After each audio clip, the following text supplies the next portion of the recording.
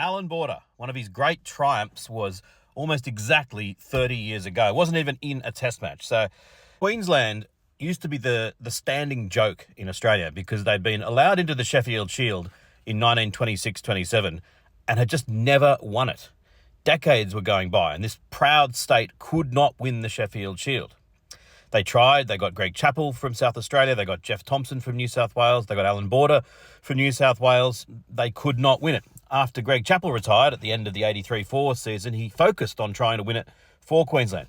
Got them into the final. In the final, he got 80-odd in the first innings. Queensland had a big lead, but Western Australia came back and won the game, thanks to 100 actually from Jeff Marsh. So the curse was still there.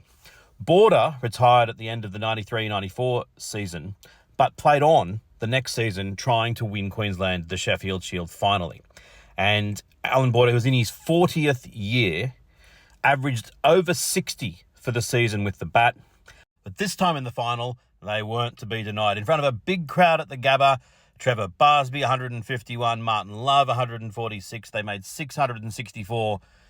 And Allan Border kind of put the icing on the cake. 98, third top score.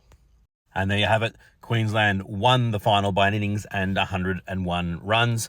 The 68-year-long drought had been broken.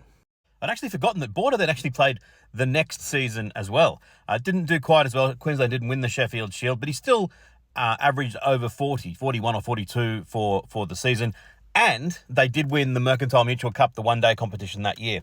There's a tie into the current situation because South Australia, who are now going to host the Sheffield Shield final, haven't won the Sheffield Shield since 1995-96, that final season that Allan Border played. So that's how long it's been since SA has won the Sheffield Shield. Allan Border was still playing the last time they did.